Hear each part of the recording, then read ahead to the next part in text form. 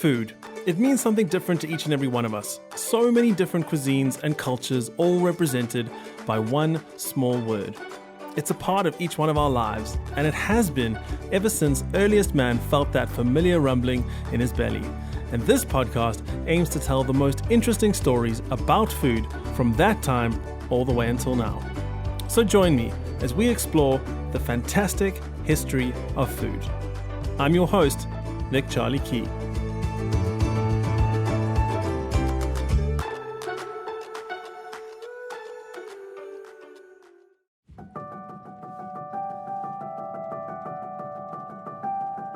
Before we start, I want to ask you a big favor. For this podcast to become successful, I need your help. And a great way that you can help is by clicking the subscribe button for this podcast on Apple Podcasts or whatever platform you're listening to. Even more helpful than that would be if you could give the show a rating on iTunes and leave a short comment of support. This is the number one way to get this show to climb the rankings and get noticed by new listeners. So thank you in advance. And now, on with the show.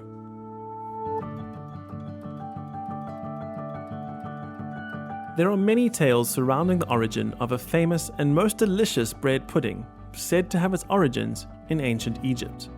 Today, we're talking about Ali, a golden-colored dessert with a rich and creamy consistency, with its creaminess historically attributed to the use of warm buffalo milk, and peppered throughout with raisins, sultanas, and pistachios. Ali is still an incredibly popular dish throughout the Middle East and widely considered there to be one of the best desserts in existence. This may be due to the fact that, while incredibly delicious, it is also seriously simple to make. The recipe, passed down from generation to generation, has largely stayed the same throughout history. All that is required is some puff pastry, milk, sugar, cream, and a handful of nuts, raisins, and dried fruits. Mix them all together and throw them into an oven. Simple as that. But, like so many famous dishes, the story of how this recipe came into existence is a hotly debated topic. I've come across 3 different stories, all very different in origin, but with each one ramping up the levels of intrigue and deception. The name of the dish, Ali, is an Arabic name that is literally translated into the mother of Ali. So let's start with the first story. This tale begins in the 13th century with an old lady living in a rundown village somewhere along the Nile Delta. One day, a rich and well-known sultan is passing through this particular village and stops to rest while on a hunt. In the way that rich sultans do, he demands the old lady bring him something to eat. She panics. She doesn't have anything worthy of a sultan, no meat or fresh fruit, so she scrambles home as quickly as she can and scours her cupboards for something to feed this passing king. She grabs the staples she has at hand and throws in some leftover dried fruits and nuts, anything to give the food some much-needed flavor. Once the ingredients have all been mixed together, she pops the dish into the fireplace to bake. Soon, the mixture has risen and has an inviting golden crust on top. She calls to her son, who is working out the back of the house, to come inside and deliver the dish to the sultan. Bewildered, he carefully picks up the dish, making sure not to burn himself, and rushes out of the house towards the sultan and his entourage. The king sees the boy approaching and stands to meet him, grateful for the food that will soon quiet his rumbling belly. He looks down at what the boy offers him and is dismayed to see a plain-looking dish with some gently rising steam still emanating from it. But his hunger trumps his curiosity, and he heartily digs into the bowl, and then, with the first bite, his eyes light up. This ordinary-looking dish is anything but plain. In fact, it may just be the best thing he's ever tasted. He turns to the boy and asks him what his name is. Ali, comes the reply. And who made this delicious food, he asks. My mother made it, but she is old and so asked me to deliver it. The sultan turned back to the bowl and made sure to leave not even a crumb uneaten.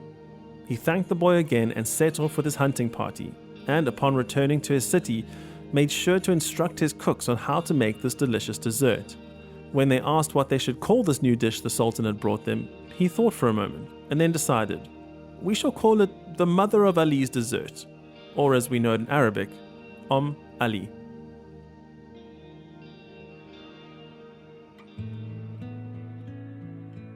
Our second tale is in some ways rather more fanciful than the first. It tells the tale of a young Irish nurse who has left her homeland and travelled across the Mediterranean to make a new life for herself in the great Egyptian Empire. This story is set somewhere between 1863 and 1879, during the rule of Khedive Ismail, a Turkish viceroy overseeing Egypt and Sudan. But back to our Irish nurse, and we see that she's landed in Cairo, finding herself astounded by the new sights and sounds of a new and strange land. She took up work where she could find it, and one day the beautiful young nurse happened to catch the eye of the aforementioned ruler, Khedive Ismail. He had her brought to him, and over time wooed her. But the only problem was, he was already married, and so he took the Irish nurse to be his mistress. Theirs was a whirlwind affair, and slowly she grew tired of always being in the shadows whilst his wife was showered with gifts and all that comes with being a powerful ruler's wife. The nurse asked Ishmael for a grand gesture to prove his love for her. He wanted desperately to please her, but was mindful of not giving the game away to his wife and their contemporaries. So he came up with a solution that would both honor his mistress and keep their secret to themselves. He called his head cook and commissioned him to create the most delicious dessert he could, but to make it simple enough that anyone in the kingdom could make it, so that her name would be spread far and wide. The cook complied, and within a few days he presented the Khedive with the delicious dessert we know today. And it still bears the surname of the young Irish nurse to this day, Ali, or O'Malley.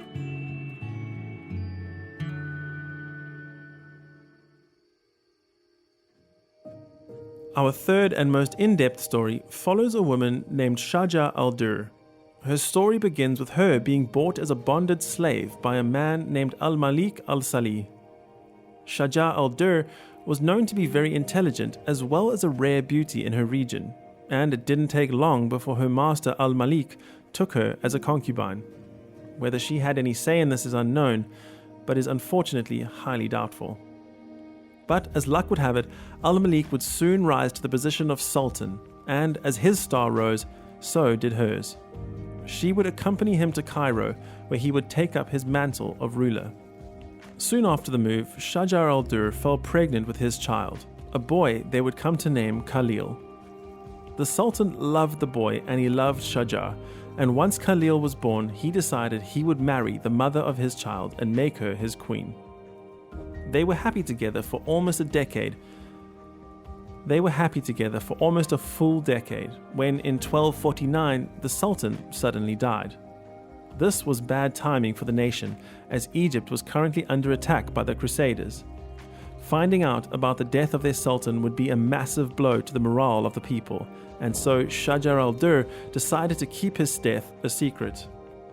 Finding out about the death of their Sultan would be a massive blow to the morale of the people, and so Shajar Al Durr decided to keep his death a secret. She confided solely in the supreme commander of the Egyptian army, and together they buried the Sultan in secret, without letting anyone know of his untimely demise. To get around the inevitable questions, she declared that the Sultan was too sick to see anyone or have any visitors. She instructed the cooks to have his meals delivered to her personally in his private tent, and then to collect them from her later. They knew they could not keep up this charade forever, and would soon need to find a solution that would keep them both in a position of power. The problem came, however, when they discovered that the Sultan had not left any documents behind describing who should succeed him. What she did find were a number of blank documents that had been pre-signed by the Sultan so as to streamline his administrative affairs. Shajar Al Durr and the Supreme Commander used these documents as royal decrees declaring an oath of loyalty be sworn by the soldiers and the Mamluks, this word meaning slave soldiers, to her and the commander. Eventually, the news leaked, and word of the Sultan's death reached the Crusaders, who swiftly marched into Cairo. Seeing an opportunity to overthrow the rulers, they then moved on to Al-Mansura, where Shajar Al Durr resided. A man named Abu al-Futa, otherwise known as Baybars, was one of the commanders of the Egyptian forces. His army would in time inflict defeat on the 7th Crusade of King Louis IX of France. As a side note, he would also go on to lead the Egyptian army against the Mongol forces in 1260, winning the battle and inflicting the first ever substantial defeat of the Mongol army. This is considered to be a major turning point in history. Now, Baybars, as we'll call him, came up with a plan to which Shajar al Durr agreed. This military plan led to the Egyptian army and local townspeople trapping the Crusaders in an ambush, and in doing so, killing Louis IX's brother, Robert I. One of the now late Sultan's sons from a previous marriage arrived in Egypt, and this forced Shajar's hand in officially announcing that the Sultan had in fact died. The son, named Turan Shah, joined forces with Shajar al Durr, and together they finally defeated the Crusaders, eventually capturing Louis IX. This victory made Shajar al Durr incredibly popular among the slave soldiers known as the Mamluks. They supported her claim to become Sultan over that of his son and heir, Tarun Shah. When it seemed as if they would not be getting their way, they took matters into their own hands, conspiring against Tarun Shah, eventually assassinating him to make way for Shajar to rule. She would take on many titles in a bid to legitimize her reign. One of these titles was Malikat al-Muslimin, translated to mean Queen of the Muslims. She also had coins minted with her image and titles, and she signed royal decrees with the name Walidat Khalil. She used these titles, including her son's and late husband's names, to gain respect as heir to the Sultanate. However, it was not enough. As a woman, the powers that be refused to accept her as a ruler. But Shajar would not go quietly. She decided that if she couldn't rule in name, she would rule through the name of another. And so she married a man named Izz al-Din Aybak, a popular Egyptian commander, making him the official ruling sultan. The only problem for Shajar was that her new husband was already married. She did not want to share power or her husband with this woman, and would actively prevent him from seeing her and insist that he divorce her.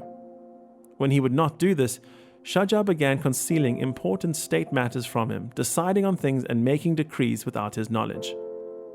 He became suspicious of his new wife, and in a move designed to both strengthen his power and with the added benefit, it would seem, of annoying the headstrong Shajar, he took yet another wife in order to form an alliance with a powerful neighboring empire. As I'm sure you can imagine, this did not go down well with Shajar once word reached her of her husband's actions. In fact, it sent her into a rage, and she lashed out at her husband, striking him dead. This was a problem, and she knew right away that what she had done was a terrible crime. Her only solution was to hide the body and claim the next day the Sultan had died suddenly during the night. Unfortunately for her, no one was buying her story, and when it was proven that she had murdered the Sultan, she was sentenced to a life in Egyptian prison. Now, Aybak, the man she had just murdered, had had a son with his first wife named Ali, and he was made the new Sultan of Egypt. His mother, Ali, had won out in the end. However, she wasn't fully satisfied and had never let go of the grudge she held against Shajar for trying to get Aybak to divorce her. Ali would not be happy until Shajar herself faced death just like her husband. This is where the story splits, and you have the opportunity for a choose-your-own-adventure style ending. One account tells of Ali bribing some palace maids to sneak into the prison and beat Shajar to death with their shoes. It seems like an awfully specific command, but there you go. The second account has Ali more personally involved in the act of retribution by luring Shajar up to the top of a tower and lying in wait for her there. Once Shajar appeared, Ali grabbed her and threw her from the tower to fall to her death on the streets below. Either way, now that her love rival was dead, Ali demanded her cooks compete to create a dish celebrating the death of Shajar al Durr. The dish was created and subsequently named after the victorious wife. Ali was not done and wanted to make sure that everyone joined in on the celebrations. She had the desserts distributed throughout the city, and the people cheered, chanting her name in thanks. And while I'm sure that the pudding itself was delicious, there was one more reason that I'm sure added to the delight of the citizens. Remember those gold coins that Shajar al Durr had minted with her face on them? Well, Ali made sure that at the bottom of each bowl, hidden underneath the pudding, was one of those gold coins, lying face up, to remind everyone just exactly who it was that she had defeated. Until next time, bon appetit.